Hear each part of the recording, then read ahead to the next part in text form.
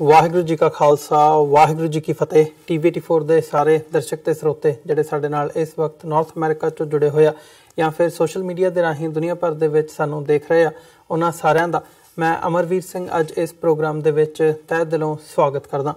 Viewers, ਅਸੀਂ ਦੇਖ ਰਹੇ ਹਾਂ ਕਿ ਜਿਵੇਂ ਕਰਤਾਰਪੁਰ ਕੋਰੀਡੋਰ ਦਾ ਜਿਹੜਾ ਇਸ਼ੂ ਹੈਗਾ ਉਹ ਸਾਡੇ ਸਾਰਿਆਂ ਦੇ ਸਾਹਮਣੇ ਹੈ, ਕਿਵੇਂ ਉਹਦੇ 'ਤੇ ਕੰਮ ਚੱਲ ਰਿਹਾ ਹੈ।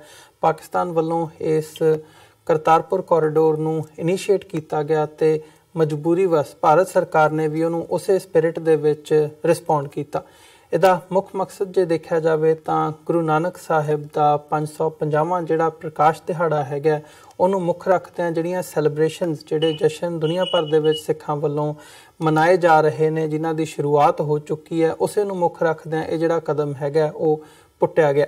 ਪਰ ਇੱਕ ਗੱਲ ਸਾਨੂੰ ਸਾਰਿਆਂ ਨੂੰ ਦੇਖਣ ਦੀ ਜਾਂ ਵਾਚਣ ਦੀ ਲੋੜ ਹੈਗੀ ਹੈ, ਖਾਸ ਤੌਰ 'ਤੇ ਜਦੋਂ ਅਸੀਂ ਸਿੱਖ ਕੌਮ ਦੀ ਗੱਲ ਕਰਦੇ ਹਾਂ, ਕਿਉਂਕਿ ਗੁਰੂ ਨਾਨਕ ਸਾਹਿਬ ਦੇ ਨਾਲ ਸੰਬੰਧਿਤ ਜਿਹੜੇ ਇਤਿਹਾਸਕ ਗੁਰਦੁਆਰਾ ਸਾਹਿਬਾਨ ਨੇ ਭਾਰਤ ਦੇ ਵਿੱਚ, ਉਹਨਾਂ 'ਤੇ ਕਿਵੇਂ ਜ਼ਬਰੀ ਜਿਹੜਾ ਕਬਜ਼ਾ ਕੀਤਾ ਹੋਇਆ, ਸਰਕਾਰ ਵੱਲੋਂ ਕੋਈ ਵੀ ਜਿਹੜਾ ਕਦਮ ਹੈਗਾ ਉਸ ਦੇ ਵੱਲ ਨੂੰ ਨਹੀਂ ਪੁੱਟਿਆ ਜਾ ਰਿਹਾ। ਸਿੱਖਾਂ ਵੱਲੋਂ ਬਾਰ-ਬਾਰ ਇਹ ਮੰਗ ਕੀਤੀ ਜਾਂਦੀ ਹੈ ਕਿ ਜਿਹੜੇ ਇਤਿਹਾਸਕ ਗੁਰਦੁਆਰਾ ਸਾਹਿਬਾਨ ਹੈਗੇ ਨੇ, ਖਾਸ ਤੌਰ 'ਤੇ ਜਿਹੜੇ 84 ਦੇ ਵਿੱਚ ਜਿਨ੍ਹਾਂ ਨੂੰ ਤਹਿਸ-ਨਹਿਸ ਕਰ ਦਿੱਤਾ ਗਿਆ ਸੀ, ਢਹਿ ਢੇਰੀ ਕਰ ਦਿੱਤਾ ਗਿਆ ਸੀ, ਉੱਥੇ ਵਾਪਸ ਉਹਦੀ ਜਿਹੜੀ ਸੇਵਾ ਸੰਭਾਲ ਹੈਗੀ ਹੈ ਉਹ ਸਿੱਖਾਂ ਨੂੰ ਸੌਂਪੀ ਜਾਵੇ। ਪਰ ਸਰਕਾਰ ਨੇ ਹਜੇ ਤੱਕ 84 ਤੋਂ ਲੈ ਕੇ 2019 ਆ ਗਿਆ, ਹਜੇ ਤੱਕ ਕੋਈ ਉਹਦੇ 'ਤੇ ਕਾਰਵਾਈ ਨਹੀਂ ਹੋ ਸਕੀ।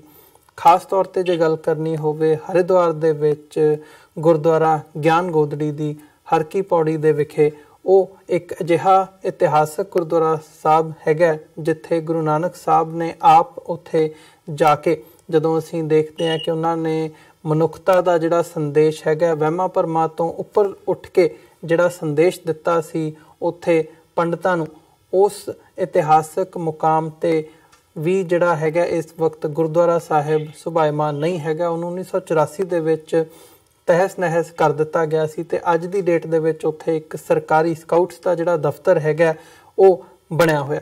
ਸੋ ਇਹਨੂੰ ਹਰ ਸਾਲ ਇਹ ਇਸ਼ੂ ਰੇਜ਼ ਕੀਤਾ ਜਾਂਦਾ ਹੈ ਦਿੱਲੀ ਦੇ ਵਿੱਚੋਂ, ਤੇ ਅਦਰਵਾਈਜ਼ ਵੀ ਜਿਹੜੀਆਂ ਸਿੱਖ ਸੰਗਤਾਂ ਹੈਗੀਆਂ ਨੇ ਉਹ ਸਰਕਾਰੀ ਦਰਬਾਰੇ ਪਹੁੰਚ ਵੀ ਕਰਦੀਆਂ ਨੇ।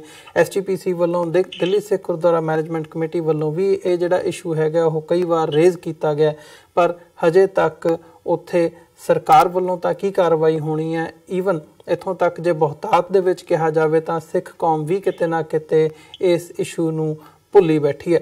ਸੋ ਆਉਣ ਵਾਲੇ ਦਿਨਾਂ ਦੇ ਵਿੱਚ, ਆਉਣ ਵਾਲੀ 21 ਫਰਵਰੀ ਨੂੰ ਦਿੱਲੀ ਦੇ ਵਿੱਚੋਂ ਜਿਹੜੀ ਆਲ ਇੰਡੀਆ ਸਿੱਖ ਕਾਨਫਰੰਸ ਹੈਗੀ ਹੈ ਜਥੇਬੰਦੀ, ਉਹਨਾਂ ਦੇ ਵੱਲੋਂ ਇੱਕ ਜਥਾ ਉੱਥੇ ਹਰਿਦੁਆਰ ਦੇ ਵਿੱਚ ਲੈ ਕੇ ਜਾਣ ਦਾ ਜਿਹੜਾ ਇੱਕ ਐਲਾਨ ਕੀਤਾ ਗਿਆ ਕਿ ਉਹਨਾਂ ਨੇ ਉੱਥੇ ਜਾ ਕੇ ਗੁਰਦੁਆਰਾ ਸਾਹਿਬ ਦਾ ਜਿਹੜਾ ਕਬਜ਼ਾ ਹੈਗਾ ਉਹ ਆਪਣੇ ਸੇਵਾ ਸੰਭਾਲ ਜਿਹੜੀ ਹੈਗੀ ਹੈ ਗੁਰਦੁਆਰਾ ਸਾਹਿਬ ਦੀ ਉਹ ਆਪਣੇ ਹੱਥੀਂ ਲੈਣੀ ਹੈ।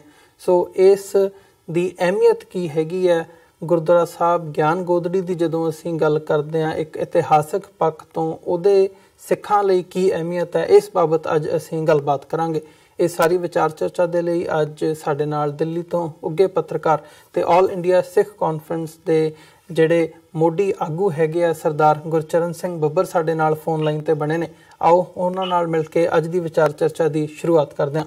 ਬੱਬਰ ਸਾਹਿਬ, ਤੁਹਾਡਾ ਸਵਾਗਤ ਹੈ ਜੀ। ਵਾਹਿਗੁਰੂ ਜੀ ਕਾ ਖਾਲਸਾ ਵਾਹਿਗੁਰੂ ਜੀ ਕੀ ਫਤਿਹ। ਵਾਹਿਗੁਰੂ ਜੀ ਕਾ ਖਾਲਸਾ ਵਾਹਿਗੁਰੂ ਜੀ ਕੀ ਫਤਿਹ। ਬੱਬਰ ਸਾਹਿਬ, ਜਿਹੜਾ ਇਹ ਤੁਸੀਂ ਪ੍ਰੋਗਰਾਮ ਉਲੀਕਿਆ ਹੈਗਾ, ਇਹਦੇ ਬਾਬਤ ਗੱਲ ਕਰਨ ਤੋਂ ਪਹਿਲਾਂ ਮੈਂ ਚਾਹੂੰਗਾ ਕਿ ਜਿਵੇਂ ਇਸ ਵਕਤ ਦੁਨੀਆ ਭਰ ਦੇ ਵਿੱਚ ਸਿੱਖ ਸੰਗਤਾਂ ਗੁਰੂ ਨਾਨਕ ਸਾਹਿਬ ਦੇ ਪ੍ਰਕਾਸ਼ ਦਿਹਾੜੇ ਨੂੰ ਮਨਾ ਰਹੀਆਂ ਨੇ, 550ਵੇਂ ਪ੍ਰਕਾਸ਼ ਦਿਹਾੜੇ ਨੂੰ ਮੁੱਖ ਰੱਖਦਿਆਂ ਕਰਤਾਰਪੁਰ ਕੋਰੀਡੋਰ ਬਾਬਤ ਜਿਹੜਾ ਇਹ ਇੰਨਾ ਉਤਸ਼ਾਹ ਹੈਗਾ, ਪਰ ਕਿਉਂ ਕੌਮ ਨਿਗਲੈਕਟ ਕਰ ਰਹੀ ਹੈ ਜਾਂ ਕਿਤੇ ਨਾ ਕਿਤੇ ਇਉਂ ਜਾਪਦਾ ਵੀ ਅਸੀਂ ਭੁੱਲੇ ਬੈਠੇ ਹਾਂ ਕਿ ਸਾਡੇ ਜਿਹੜੇ ਗੁਰਦੁਆਰਾ ਸਾਹਿਬਾਨ ਭਾਰਤ ਦੇ ਵਿੱਚ ਹੈਗੇ ਨੇ, ਭਾਵੇਂ ਉਹ ਸਿੱਕਿਮ ਦੇ ਵਿੱਚ ਗੁਰਦੁਆਰਾ ਡੋਂਗਮਾਰ ਦੀ ਗੱਲ ਹੋਵੇ ਜਾਂ ਖਾਸ ਤੌਰ 'ਤੇ ਗੁਰਦੁਆਰਾ ਗਿਆਨ ਗੋਦੜੀ ਦੀ ਗੱਲ ਹੋਵੇ, ਜਿਹੜੇ ਗੁਰੂ ਨਾਨਕ ਸਾਹਿਬ ਦੇ ਨਾਲ ਸੰਬੰਧਿਤ ਨੇ, ਤੇ ਉੱਥੇ ਇਸ ਵਕਤ ਗੁਰਦੁਆਰਾ ਸਾਹਿਬ ਵੀ ਮੌਜੂਦ ਨਹੀਂ ਨੇ। ਸੋ ਇਹਦੇ ਲਈ ਕੀ ਕਹਿਣਾ ਚਾਹੋਗੇ ਜਦੋਂ ਅਸੀਂ ਇਤਿਹਾਸਕ ਪੱਖ ਤੋਂ ਦੇਖਦੇ ਹਾਂ 1984 ਦੇ ਵਿੱਚ ਇਹ ਗੁਰਦੁਆਰਾ ਸਾਹਿਬ 'ਤੇ ਜਿਹੜਾ ਹੈਗਾ ਉਹ ਢਹਿ ਢੇਰੀ ਕਰ ਦਿੱਤਾ ਗਿਆ ਸੀ? ਅਮਰਵੀਰ ਜੀ, ਤੁਸੀਂ ਬੜਾ ਵੱਡਾ ਇਸ਼ੂ ਅੱਜ ਲਿਆ। ਇਹ ਬੜਾ ਵੱਡਾ ਮਾਮਲਾ ਹੈ,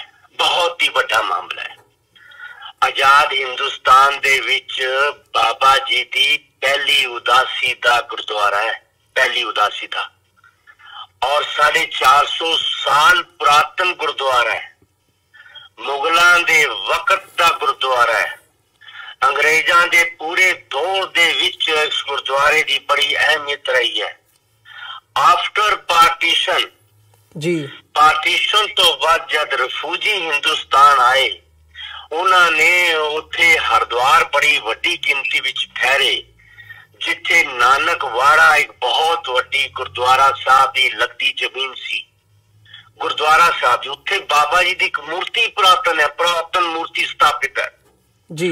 उस स्थान ते जिहड़े रिफ्यूजी दौड़ के आए पाकिस्तान तो, उन्होंने उत्थे बस्तियां बना लिया, कब्जा कर लिया, और वो सैकड़े एकड़ जमीन जिहड़ी है वो बस्तियां दे विच आ गई। पर नाल घाट सी कच्चे। हरिद्वार हर की पौड़ी दे नेड़े जितने घाट सीगे वो कच्चे घाट सीगे, गंगा दा पानी चलदा सीगा जी। इन्हां घाटां नूं हिस्ट्री दे मुताबिक महाराजा पटियाला दे परिवार चों भुपिंदर सिंह महाराजा ने घाट पक्के कराए सीगे। ए हिस्टोरिकल फैक्ट्स ने सारे जी। इतना पुरातन इतिहासक गुरुद्वारा जेड़ा बड़ी साजिश के तहत सारी जमीना ते कब्जे हो गए, पर गुरुद्वारा रह गया। इस गुरुद्वारे नूं 1984 दे विचों रिकॉर्ड डेमोलिश होया, मलिया मेट कर दिता गया। हिंदुस्तान आजाद हिंदुस्तान दे विच दुनिया भर दे विच इतनी वड्डी मैं सिख कौम दी जिहड़ी है बड़ियां तबाहियां होईयां, बड़े कल्लूकार, बड़ा कुछ होया। पर देखो सरदार साहब, तुसी क्या ना हुणे भुल्ले बैठे हैं, गल भुल्ले बैठे दी नहीं है। ऐ रहा कि हिंदुस्तान विच आन तो बाद जो इत्थे हिंदुस्तान दियां सरकारां ने कीता, बड़ा कुछ कीता, पर 84 दे विच बाबा जी दा हिस्टोरिकल गुरुद्वारा मलिया मेट कर दिता, मलिया मेट हटा दिता। दुकाना बन गया, बाजार बन गया, सरकारी दफ्तर बन गए। तुसी देखो सिखां वाल, देखो सिखां वाल ते सिख जेड़े ने उन्हां दी इधर नजर नहीं गई जी। सिखां ने देखा नहीं, सिखां नूं यह पता नहीं कि 84 दे विच मलिया मेट करके दुकाना बना दित्तियां, बाजार बना दिते, नाल पार्किंग बन गईयां, सरकारी दफ्तर बन गए।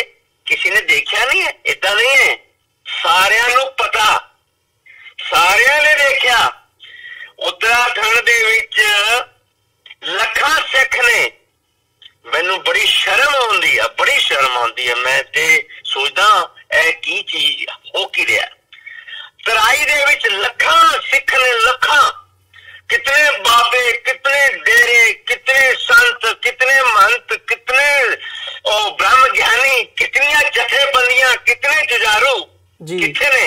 किसी ने कभी जाके झाती नहीं मारी, झाके भी नहीं, जाके देखिए तो सही साडे बाबा जी दा स्थान कौन खो के लै गया ते कब्जा किन्हां ने कर रखा, नहीं देखा। फिर जब पिछले 15 साल तो लगातार इस इशू नूं टेकअप किया और गुरु साहब की कृपा नाल हर साल 3-4 वारी बड़े प्रदर्शन मुजाहरे होंदे हैं और गिरफ्तारियां होंदियां ने, पर अफसोस बड़ी लीडरशिप, बड़े मरजीवड़े, कोई बाबे, कोई संत, कोई महापुरुष किथे झाती मारन आप फिजिकली भी नहीं आया जी, फिजिकली भी आया। देखन ऑन रिकॉर्ड गल्लां कर रहा मैं अमरवीर जी तुहाडे नाल, ऑन रिकॉर्ड। फिर पिछले 3 साल पहला, 2-2.5-3 साल पहला श्रोमणी कमेटी, दिल्ली गुरुद्वारा प्रबंधक कमेटी, अकाल तख्त की छत्र छाया हेठ जी, इन्होंने पूरे सिख जगत नूं एक अकाल दिती।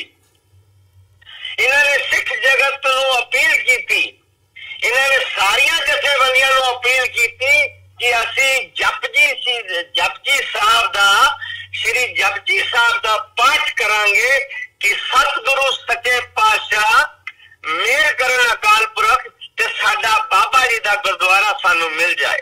जी। अरदास ਅਕਾਲ ਤਖਤ ਦੀ ਅਪੀਲ ਤੇ ਦੁਨੀਆ ਭਰ ਦੇ ਸਿੱਖਾਂ ਨੇ ਉਸ ਨਿਸ਼ਚਿਤ ਤਰੀਕ ਨੂੰ 2.5 ਸਾਲ ਪਹਿਲਾਂ, ਮੈਨੂੰ ਤਾਰੀਖ ਭੁੱਲ ਰਹੀ ਹੈ, ਤੁਹਾਨੂੰ ਯਾਦ ਹੋਏਗੀ, ਤੁਹਾਡੇ ਰਿਕਾਰਡ ਤੇ ਵੀ ਹੈਗਾ ਜੀ, ਤੁਹਾਡੇ ਮੰਚ ਨੇ ਵੀ ਇਸ ਨੂੰ ਬੜੇ ਪ੍ਰਭਾਵਸ਼ਾਲੀ ਤਰੀਕੇ ਨਾਲ ਅਪੀਲ ਕੀਤੀ ਸੀਗੀ।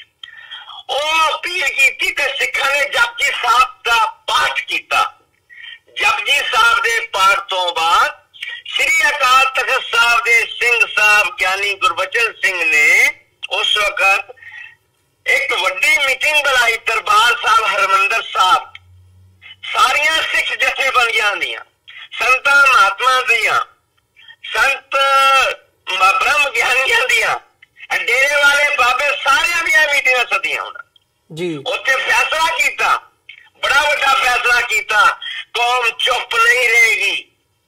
ਅਸੀਂ ਬਾਬਾ ਜੀ ਦਾ ਬੜੇ ਸ਼ਾਂਤਮਈ ਤਰੀਕੇ ਨਾਲ, ਬੜੇ ਪਿਆਰ ਨਾਲ, ਆਪਾਂ ਤੇਜ਼ੀ ਨਹੀਂ ਦਿਖਾਣੀ, ਆਪਾਂ ਲੜਾਈ ਝਗੜੇ ਨਹੀਂ ਕਰਨੇ, ਪਿਆਰ ਮੁਹੱਬਤ ਨਾਲ ਆਪਾਂ ਆਪਣਾ ਗੁਰਦੁਆਰਾ ਬਾਬਾ ਜੀ ਦਾ ਸ਼੍ਰੀ ਗਿਆਨ ਗੋਦੀ ਸਾਹਿਬ ਪੁਰਾਤਨ ਇਤਿਹਾਸਕ ਗੁਰਦੁਆਰਾ ਲੈਣਾ। ਇਹਨਾਂ ਨੇ ਵਿਚਾਰਾਂ ਕੀਤੀਆਂ, ਮੀਟਿੰਗਾਂ ਹੋਈਆਂ। ਉਸ ਤੋਂ ਬਾਅਦ ਚੁੱਪ ਹੋ ਗਏ। ਗੁਰਦੁਆਰਾ ਸਾਹਿਬਗੰਜ ਬੜੇ ਵੱਡੇ ਇਹਨਾਂ ਨੇ ਹੋਰਡਿੰਗ ਲਗਾ ਰੱਖੇ ਹੈ ਗਿਆਨ ਗੋਦੀ ਸਾਹਿਬ ਦੇ ਜੀ। ਪਰ ਮੈਨੂੰ ਬੜੀ ਸ਼ਰਮ ਔਰ ਬੜਾ ਦੁੱਖ, ਬੜੀ ਤਕਲੀਫ ਆ। ਇਹ ਭੁੱਲੇ ਨਹੀਂ ਬੈਠੇ, ਇਹ ਦਮ ਨਹੀਂ ਰਿਹਾ, ਕਿਉਂਕਿ ਉੱਥੇ ਹਰਿਦੁਆਰ ਤੇ ਗੁਰਦੁਆਰੇ ਬਾਰੇ ਵੋਟਾਂ ਦੀ ਰਾਜਨੀਤੀ ਨਹੀਂ। ਉੱਥੇ ਸ਼੍ਰੋਮਣੀ ਕਮੇਟੀ ਦੀਆਂ ਵੋਟਾਂ ਨਹੀਂ ਪੈਣੀਆਂ, ਸ਼੍ਰੋਮਣੀ ਗੁਰਦੁਆਰਾ ਪ੍ਰਬੰਧਕ ਕਮੇਟੀ ਦੀਆਂ ਕੋਈ ਵੋਟਾਂ ਨਹੀਂ ਪੈਣੀਆਂ, ਉੱਥੇ ਦਿੱਲੀ ਸਿੱਖ ਗੁਰਦੁਆਰਾ ਪ੍ਰਬੰਧਕ ਕਮੇਟੀ ਦੀਆਂ ਵੋਟਾਂ ਨਹੀਂ ਪੈਣੀਆਂ। ਉੱਥੇ ਕੋਈ ਵੋਟ ਦੀ ਰਾਜਨੀਤੀ ਨਹੀਂ ਹੈਗੀ, ਉੱਥੇ ਕੋਈ ਅਕਾਲੀ ਦਲ ਨੂੰ ਵੋਟਾਂ ਨਹੀਂ ਪੈਣੀਆਂ ਜੀ। ਉੱਥੇ ਸੰਤ ਮਹਾਂਪੁਰਸ਼ ਡੇਰੇ ਵਾਲੇ ਬਾਬਿਆਂ ਨੂੰ ਕੁਝ ਲੱਭਣਾ ਨਹੀਂ। ਲੱਭਣਾ ਤੇ ਫਿਰ ਪੰਜਾਬ ਦੇ ਪਿੰਡਾਂ ਤੋਂ ਹੈ ਨਾ, ਪੰਜਾਬ ਦੇ ਸ਼ਹਿਰਾਂ ਤੋਂ ਲੱਗਣਾ ਨਾ ਮਿਲਣਾ। ਫਿਰ ਲੋਕਾਂ ਵੀ ਜਿਹੜਾ ਇਹਨਾਂ ਨੂੰ ਮਿਲਦਾ ਹੈ, ਇਹਨਾਂ ਨੂੰ ਕਰੋੜਾਂ ਰੁਪਏ ਜਿਹੜੇ ਮਿਲਦੇ ਆ, ਉਹ ਕਿੱਥੋਂ ਮਿਲਦੇ ਆ? ਪੰਜਾਬ ਦੇ ਆਬਾਦੀ ਸਿੱਖਾਂ ਦੀ ਉੱਥੇ ਹੈ, ਉੱਥੋਂ ਹੀ ਮਿਲਦੇ ਹੈ। ਔਰ ਵੱਡੇ ਸਮਾਗਮ ਵੀ ਉੱਥੇ ਹੀ ਹੋਣੇ ਆ ਤੇ ਆਪਾਂ ਕਿਵੇਂ ਰਹੇ ਇੱਥੇ ਹਰਿਦੁਆਰ ਤੋਂ। ਇਸ ਕਰਕੇ ਜਿਤਨੇ ਡੇਰਿਆਂ ਵਾਲੇ ਹੈ, ਜਿਤਨੇ ਬਾਬੇ ਹੈ, ਜਿਤਨੇ ਸੰਤ ਹੈ, ਸ਼੍ਰੋਮਣੀ ਕਮੇਟੀ ਹੈ, ਦਿੱਲੀ ਕਮੇਟੀ ਹੈ, ਅਕਾਲੀ ਦਲ ਨੇ, ਅਮਰਜੀ ਵਾਲੇ ਨੇ, ਇਸ ਗੱਲ ਦਾ ਜਵਾਬ ਨਹੀਂ ਦੇ ਸਕਦੇ। ਇਹਨਾਂ ਕੋਲ ਇਸ ਗੱਲ ਦਾ ਜਵਾਬ ਨਹੀਂ ਹੈਗਾ ਕਿ ਕਦੇ ਇਹਨਾਂ ਨੇ ਪ੍ਰੈਸ ਕਾਨਫਰੰਸ ਕਰਕੇ ਵੀ ਮੀਡੀਆ ਨੂੰ ਵੀ ਨਹੀਂ ਕਿਹਾ ਕਿ ਸਾਡੇ ਬਾਬਾ ਜੀ ਦਾ ਗੁਰਦੁਆਰਾ ਤੁਸੀਂ ਮਲੀਆ ਮੇਟ ਕਰਕੇ ਖੋਲਿਆ ਹੈ, ਕਬਜ਼ਾ ਕਰ ਲਿਆ ਹੈ। ਸਾਡੇ ਕੋਲ ਜਬਰਨ ਤੁਸੀਂ ਖੋ ਕੇ ਕਬਜ਼ਾ ਕਰਕੇ ਤੁਸੀਂ ਬੈਠੇ ਹੋਏ ਹੋ। ਉੱਥੇ ਕੋਈ ਮੰਦਿਰ ਨਹੀਂ ਬਣਿਆ ਹੋਇਆ ਜੀ, ਉੱਥੇ ਕੋਈ ਮਸਜਿਦ ਨਹੀਂ ਹੈ। ਔਰ ਹਕੂਮਤ ਦੇਖੋ ਕਿੱਦਾਂ ਦੀ ਹੈ। ਅਸੀਂ 10 ਸਾਲ ਪਹਿਲੇ ਰਾਸ਼ਟਰਪਤੀ ਭਵਨ ਔਨ ਰਿਕਾਰਡ ਮਿਲ ਕੇ ਸਾਰਾ ਮੈਮੋਰੰਡਮ ਦਿੱਤਾ ਜੀ। ਅਸੀਂ ਗਵਰਨਰ ਨੂੰ ਕਈ ਵਾਰ ਮਿਲ ਕੇ ਮੈਮੋਰੰਡਮ ਦਿੱਤਾ। ਅਸੀਂ ਮੁੱਖ ਮੰਤਰੀ ਪੰਜ ਮੁੱਖ ਮੰਤਰੀ ਪਿਛਲੇ ਆਏ ਆ, ਪੰਜਾਂ ਨੂੰ ਮੈਮੋਰੰਡਮ ਦਿੱਤੇ। ਅਸੀਂ ਹਰ ਸਾਲ ਗ੍ਰਿਫਤਾਰੀਆਂ ਦੇਣੇ ਆ, ਹਰ ਸਾਲ ਬਾਰਡਰ ਸੀਲ ਕਰ ਦਿੰਦੇ ਨੇ, ਪਰ ਅਸੀਂ ਗਿਣਤੀ ਦੇ ਕੁਝ ਸਿੱਖ ਹੁੰਦੇ ਆ। ਪਰ ਮੈਨੂੰ ਅਫਸੋਸ ਇਸ ਗੱਲ ਦਾ ਹੈ ਕਿ ਸਮੁੱਚੀ ਸਿੱਖ ਕੌਮ ਦੇ ਵਿੱਚ ਤੁਸੀਂ ਲੰਗਰ ਦਬ ਕੇ ਲਾ ਰਹੇ ਹੋ। ਲਾਓ, ਮੁਬਾਰਕ ਨੇ। ਤੁਸੀਂ ਵੱਡੇ ਸਮਾਗਮ ਕਰਦੇ ਹੋ, ਕਰੋ, ਤੁਹਾਨੂੰ ਮੁਬਾਰਕ ਨੇ। ਤੁਸੀਂ ਬੜੇ ਵੱਡੀਆਂ ਮੰਗਾਂ ਸਿੱਖ ਕੌਮ ਦੀਆਂ ਲੈ ਕੇ ਬਰਗਾੜੀ ਵਰਗੇ ਮੋਰਚੇ ਲਾਉਂਦੇ ਹੋ, ਤੁਹਾਨੂੰ ਮੁਬਾਰਕ ਹੈ। ਲਾਓ ਤੁਸੀਂ ਮੋਰਚੇ ਤੇ ਮੋਰਚਿਆਂ ਦੇ ਵਿੱਚ ਤੁਸੀਂ ਪੋਲੀਟੀਕਲ ਲੋਕਾਂ ਨੂੰ ਇੱਕ ਦੂਜੇ ਨੂੰ ਗਾਲਾਂ ਕੱਢੋ, ਤੁਹਾਨੂੰ ਮੁਬਾਰਕ ਹੈ।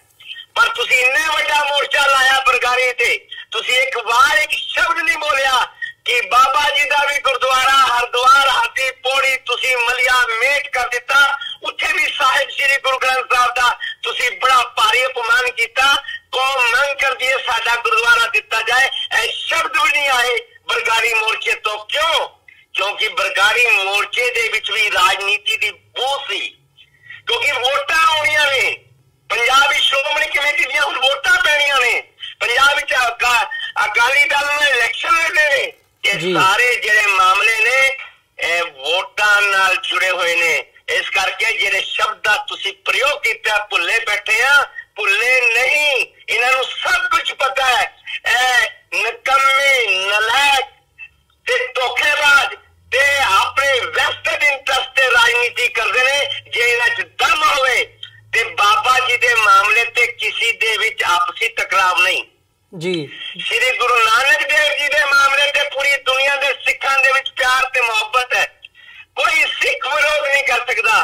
ਤੇ ਫਿਰ ਵਜ੍ਹਾ ਕੀ ਹੈ ਕਿ ਤੁਸੀਂ ਕਿਉਂ ਨਹੀਂ ਗੁਰਦੁਆਰਾ ਗਿਆਨ ਗੋਦੀ ਦੇ ਵਾਸਤੇ ਅੱਜ ਤੱਕ ਆਵਾਜ਼ ਬੁਲੰਦ ਕੀਤੀ, ਜਾਂ ਉੱਥੇ ਜਾ ਕੇ ਤੁਸੀਂ ਕੋਈ ਝਾਤੀ ਵੀ ਜਾ ਕੇ ਮਾਰੀ? ਤੁਸੀਂ ਕਿਉਂ ਨਹੀਂ ਗਏ? ਇਸ ਦਾ ਜਵਾਬ ਕਿਸੇ ਲੀਡਰਸ਼ਿਪ ਕੋਲ, ਕਿਸੇ ਸੰਤ ਕੋਲ, ਕਿਸੇ ਮਹਾਂਪੁਰਸ਼ ਕੋਲ, ਕਿਸੇ ਡੇਰੇ ਵਾਲੇ ਕੋਲ, ਕਿਸੇ ਅਕਾਲੀ ਕੋਲ, ਕਿਸੇ ਮਰਜੀਵੜੇ ਕੋਲ ਨਹੀਂ ਹੈਗਾ ਜੀ।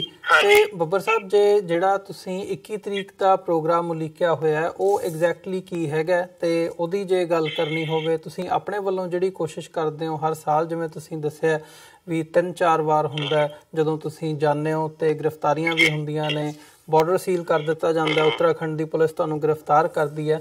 ਸੋ ਇਸ ਵਾਰ 21 ਤਰੀਕ ਦੀ ਕੀ ਜਿਹੜੀ ਅਹਿਮੀਅਤ ਹੈਗੀ ਹੈ ਤੇ ਕੀ ਪ੍ਰੋਗਰਾਮ ਉਲੀਕਿਆ ਗਿਆ? ਦੇਖੋ ਜੀ, 21 ਤਰੀਕ ਦਾ ਫਰਵਰੀ ਦਾ ਪ੍ਰੋਗਰਾਮ ਅਸੀਂ ਤਾਂ ਪਿਛਲੇ ਲਗਭਗ 15 ਸਾਲ ਤੋਂ ਇਸ ਇਸ਼ੂ ਨੂੰ ਲੈ ਕੇ ਜਾਂਦੇ ਹਾਂ। ਪਰ ਸਾਡੀ ਛੋਟੀ ਜਿਹੀ ਜਥੇਬੰਦੀ ਹੈ, ਆਲ ਇੰਡੀਆ ਸਿੱਖ ਕਾਨਫਰੰਸ ਬਾਬਾ।